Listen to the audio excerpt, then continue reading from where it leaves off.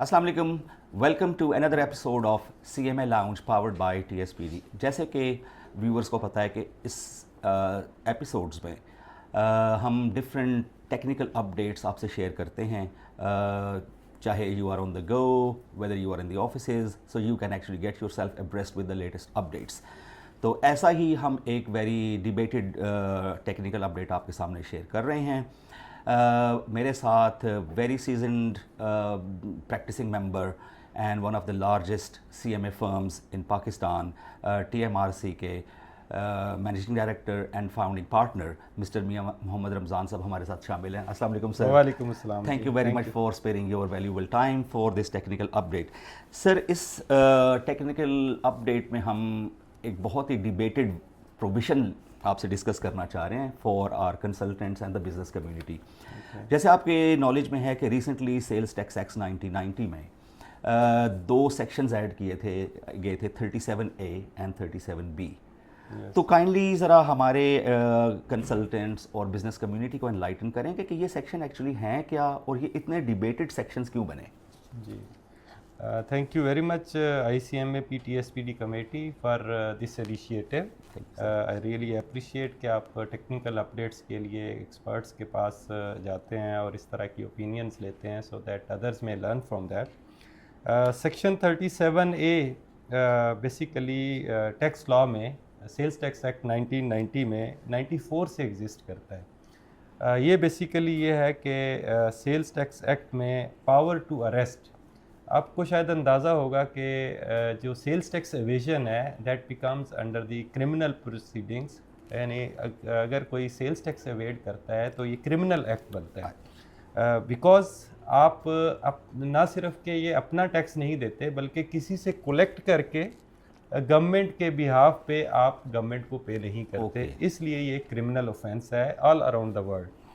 अच्छा, इसमें ये प्रोविज़न जो है 1994 से एग्जिस्ट करती है, सेक्शन 37A, जिसके तहत ये है कि FBI या FBI ऑफिशियल्स आर एम्पावर्ड कि अगर कोई ऐसा मैटर टैक्स फ्रॉड का या कोई ऐसा जिसमें टैक्स एविजन हो उसमें किसी भी बंदे को अरेस्ट भी किया जा सकता है। तो रिसेंटली व्हाट हैपेंड प्रीवियसली, यानी कि मीन जो बिफोर दी फाइनेंस बिल जो आया था उससे पहले सेक्शन 37A जो था वो पहले भी एग्जिस्ट करता है और उसमें ये था कि कोई भी officer of the inland revenue जो सेल्स टैक्स डिपार्टमेंट से हैं वो अरेस्ट कर सकते थे अगर टैक्स फ्रॉड कोई भी बंदा या टैक्स पेयर करता है सेल्स टैक्स एक्ट के अंडर।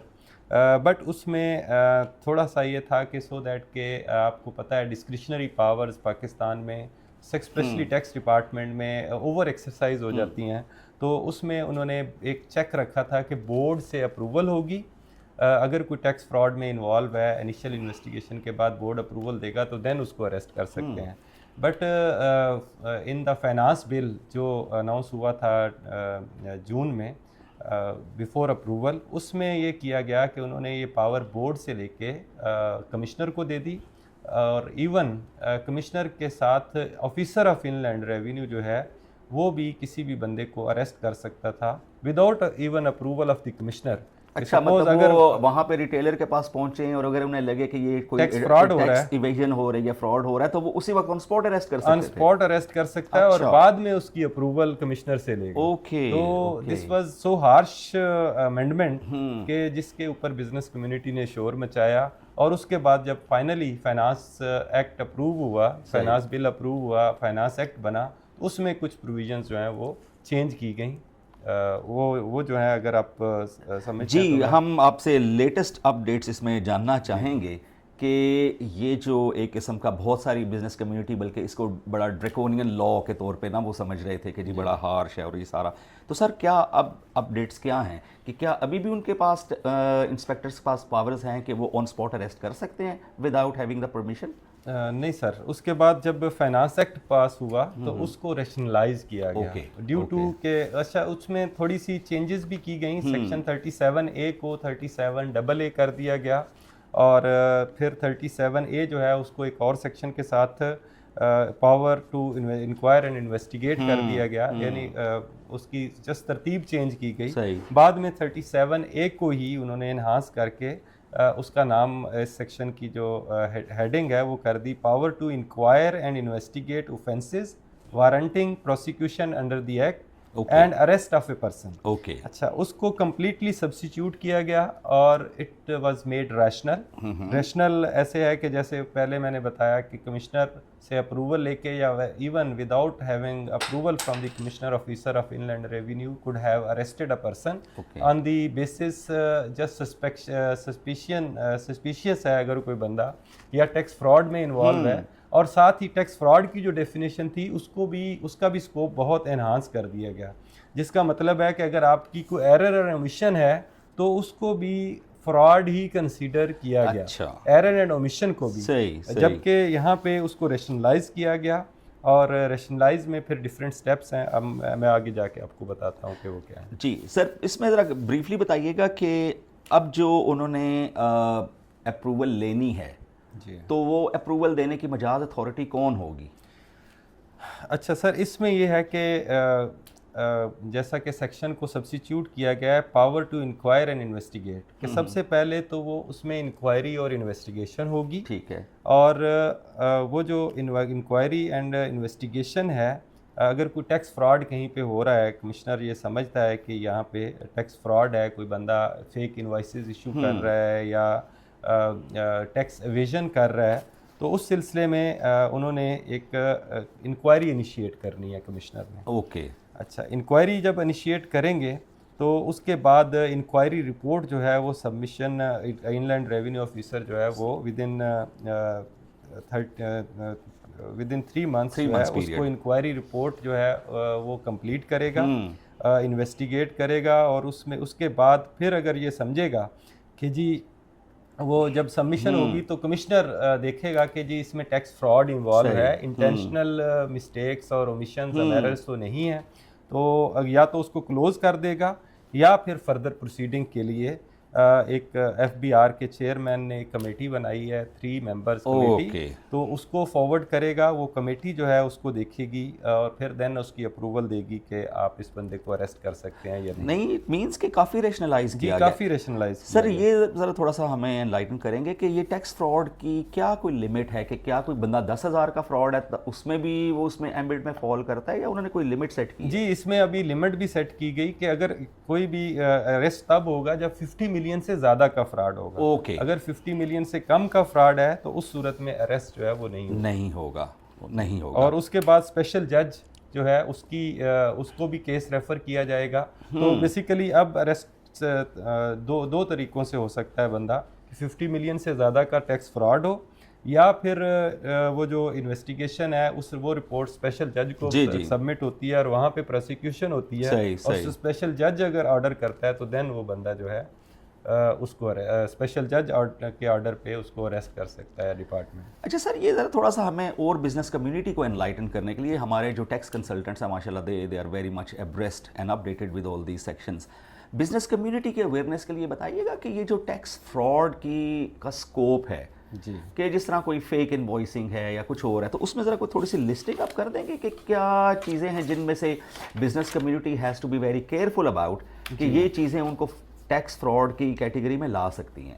जी, उसमें एक तो जी फ्लाइंग एंड फेक इनवॉइसेस है। तमाम बिजनेस कम्युनिटी समझती है कि flying and fake invoices mean कि आपने एक्चुअली वो चीज़ खरीदी नहीं लेकिन किसी से इनवॉइस खरीद ले ली। और उसके बाद फेक इनवॉइसेस ये हैं कि आपने इसको हम फ्लाइंग इनवॉइसेस कहते हैं, और फेक इनवॉइसेस ये हैं कि आपने किसी को सेल किए बगैर ही जस्ट इनवॉइसेस इशू कर दी और उसने इनपुट क्लेम कर लिया। आल्दो कि अभी सिस्टम में काफ़ी ज़्यादा उसको रिस्ट्रिक्शन है कि अब ऑटो जो है वो इनपुट आउटपुट क्लेम होता है। और उसके बाद इस साल ये भी चेंज आई है कि रिटर्न जो है आपकी प्रोविजनल कंसीडर होगी अनटिल अनलेस कि आपका जो सप्लायर है उसने टैक्स पे नहीं किया। ओके। तो previously it was not that कि आपने अगर किसी ने अपनी सेल्स टैक्स रिटर्न में एनेक्सर ए जो है वो फिल कर दिया है तो नेक्स्ट जो पर्सन है, जो बायर है, वो इनपुट टैक्स क्लेम कर सकता था। लेकिन अभी अगर उसने पे नहीं किया सप्लायर ने तो तब वो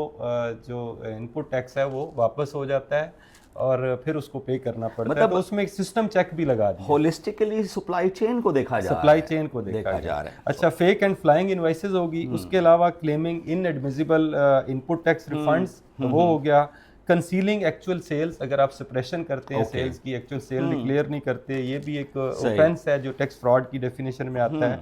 एंड देन डेलिब्रेट एवेजन, अच्छा ये भी एक टैक्स फ्रॉड की जब डेफिनेशन इनिशियली आई तो उसमें डेलिब्रेट एवेजन जो है उसको भी थोड़ा सा चेंज किया गया सही। था, जिसके ऊपर ज़्यादा शोर था बिजनेस कम्युनिटी में। तो अभी स्पेशली ये है कि डेलिब्रेट एवेजन अगर होगी exceeding the prescribe threshold 50 million जैसे मैंने बताया है, तो देन जो है वो क्रिमिनल ऑफेंस की उसमें आएगा कैटेगरी में, और उसकी प्रोसिक्यूशन होगी और उसके बाद उसको अरेस्ट किया जा सकता है। अच्छा सर, काइंडली हमें ये ज़रा थोड़ा सा समझाइएगा कि हमें ये उसकी फ्रॉड की समझ आ गई, लिमिट का भी पता चल गया। अब businesses specifically and the consultants जो प्रैक्टिसिंग अकाउंटेंट्स हैं, वो कैसे बिजनेसेस को एजुकेट करेंगे कि उन्होंने अपने अकाउंट्स कैसे मेंटेन करने हैं, अपने रिकॉर्ड्स कैसे मेंटेन करने हैं, ताकि वो इन ये जो फ्रॉड कैटेगरीज़ हैं या ये जिस तरह आपने फरमाया कि फ़ेक इनवॉइसेस और सप्लाई चेन के घपले जो हैं उनको कैसे बेहतर बनाया जा सकता है। इसमें कंसल्टेंट्स क्या रोल प्ले कर सकते हैं, ICMA एज एन इंस्टीट्यूट क्या रोल प्ले कर सकता है, तो उसके बारे में हमें ज़रा समझाइए। जी, अच्छा इसमें एक डेफिनेशन फर्स्ट टाइम इसमें एम्बेड की गई है टैक्स लॉ में अबैटर के नाम से। ओके। वो भी इससे रेलेवेंट थी टैक्स फ्रॉड के, कि जो बंदा मीन फैसिलिटेटर है, अबैटर मीन्स फैसिलिटेटर है in tax fraud, and that could be the consultant as well. तो उनको भी साथ मीन वार्न किया गया है कि आप भी किसी की टैक्स फ्रॉड में हेल्प ना करें। ऑल्दो के कंसल्टेंट्स मीन जो CMA क्वालिफाइड हैं या बाकी भी प्रैक्टिसिंग प्रोफेशन के लोग हैं, जी जी। वो उसमें ऐसा नहीं इन्वॉल्व होते। तो कुछ लोग होते हैं जो कि मीन लोगों को गलत गाइड करते हैं। इवन मैंने ऐसा भी देखा है कि कुछ लोगों को की हमें भी कॉल्स आती हैं कि जी हमारे पास अगर आप फ्लाइंग इनवॉइस खरीदना चाहते हैं तो हमारे पास इनपुट है। एनी हो कि हम उनको हमेशा डिस्करेज करते हैं and we don't take those calls. तो इस तरह के लोग कुछ मार्केट में हैं जो कि बिजनेसमैन को गुमराह करते हैं और उनको मीन जस्ट बेनिफिट देने के लिए वो इस तरह की मार्केटिंग भी इवन करते हैं। तो उस सिलसिले में ये है कि कंसल्टेंट्स को एक तो अपने प्रोफेशनल एथिक्स जो हैं, हमारे इंस्टीट्यूट के प्रोफेशनल एथिक्स हैं जिसमें हमारी एक पब्लिक रिस्पॉन्सिबिलिटी है, एथिकल रिस्पॉन्सिबिलिटी है कि हम कोई भी ऐसा काम ना करें जो कि किसी के लिए एम्बैरेसिंग हो, हमारे प्रोफेशन के लिए एम्बैरेसिंग हो, और जो अगर आप जो मसाइल क्रिएट कर सकता है। और आई थिंक ये एक अच्छी बात है, आल्दो कि गलत उसका यूज़ ना हो। बेटर की डेफिनेशन अगर जो की गई है तो ये एक डेटरेंट है टुवर्ड्स दी कंसल्टेंट्स, ऐसे कंसल्टेंट जो कि किसी को गलत गाइड करते हैं उस सहूलतकारी के लिए। तो ये एक मेरे हिसाब से ये अच्छी चीज़ है ताकि गलत लोग की निशानदेही हो सके और उनके ख़िलाफ़ भी प्रोसिक्यूशन हो सके जो कि टैक्स फ्रॉड में इन्वॉल्व करते हैं लोगों को। तो ICMA का माशाल्लाह हमारे जितने मेंबर्स हैं they are doing very good. और मैं तो हमेशा कहता हूँ कि जो प्रोफेशनल्स हैं ICMA के हों या ICAP के हों या बाकी जो बॉडीज़ हैं, उनके जितने भी प्रोफेशनल्स हैं, वो प्रोफेशनल बॉडीज़ के मेंबर्स हैं, उनके ऊपर अपना एक रेगुलेटर है, चेक एंड बैलेंस है, उनके कोड ऑफ एथिक्स हैं, उसको फॉलो करते हैं। बट सम जो बिल्कुल अनरेगुलेटेड जो कंसल्टेंट्स हैं या वैसे हैं, उनकी डिस्करेजमेंट भी होनी चाहिए। उसमें इवन डिपार्टमेंट के लोग भी कंसल्टेंसी प्रोवाइड करते हैं, जो कि हमेशा डिपार्टमेंट ने भी उनके खिलाफ एक्शंस लिए हैं कि वो कंसल्टेंसी नहीं प्रोवाइड कर सकते during the job even after 2 years of their leaving the job. तो उस तरह के जो नॉन क्वालिफाइड कंसल्टेंट्स हैं वो इस तरह के काम करते हैं, उनको डिस्करेज करना चाहिए। और ये वाली बेटर की जो डेफिनेशन है इनको भी इन ट्रू सेंस इम्प्लीमेंट करना चाहिए, उस तरीके से नहीं कि जैसे जो पावर्स हैं उसको एक्सरसाइज करते हुए अगर किसी को गलत उसका इस्तेमाल नहीं करना। तो इसमें sir ICMA as an institute वो बिजनेस कम्युनिटी को भी मेरा ख्याल एजुकेट कर सकता है with the help of consultants, क्योंकि ये सारे कंसल्टिंग फर्म्स के क्लाइंट्स होते हैं। तो उसके लिए कोई आप समझते हैं कि कोई सेमिनार्स, वेबिनार्स, वर्कशॉप इस तरह की क्रिएट की जा सकती हैं ताकि बिज़नेस कम्युनिटी में एक उनको अवेयरनेस कैंपेन की जाए, ताकि at the end of the day अगर बिजनेस कम्युनिटी इन सारे लॉज को कंप्लाई करती है तो ultimate winner is the state. जी, कि टैक्स अगर definitely। स्टेट को पे होता है तो उसी से बाकी सारी सोसाइटी को बेनिफिट्स ट्रांसलेट होते हैं। जी, बिल्कुल ऐसा ही है जी।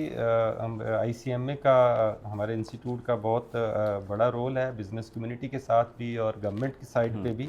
इवन मैं तो इसमें सजेस्ट करूंगा कि आईसीएमए को नॉट ओनली बिज़नेस कम्युनिटी को एजुकेट करने की ज़रूरत है, इवन टैक्स ऑफिशियल्स को भी एजुकेट Okay। करने की ज़रूरत है। Right। ऑल्दो कि they have specific department directorate of training, वहाँ पे मैं खुद भी ट्रेनिंग 2-3 दफ़ा दे अच्छा, चुका हूँ। अच्छा। तो वहाँ उनके साथ भी कोऑर्डिनेशन करके, क्योंकि टैक्स ऑफिशियल्स भी जो हैं वो उस तरीके से जो जितनी अमेंडमेंट्स आ रही होती हैं, जो उसकी असल रूह होती है उसके मुताबिक उस पर एक्ट नहीं कर रहे होते।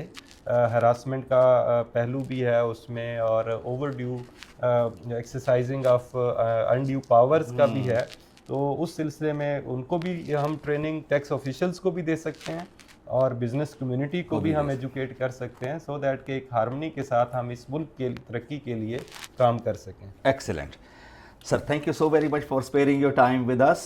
And viewers, please stay tuned watching CMA Lounge powered by TSPD. इंशाल्लाह हम आपके लिए और हाईलाइट्स लाएंगे और टेक्निकल अपडेट्स लाएंगे, और जैसे मियाँ साहब जैसे प्रोफेशनल्स हैं इंशाल्लाह उनको भी हम एंगेज करेंगे on different areas of technical updates, whether they are relating to SECP, Companies Act, or FBR, or State Bank of Pakistan, or other provincial laws.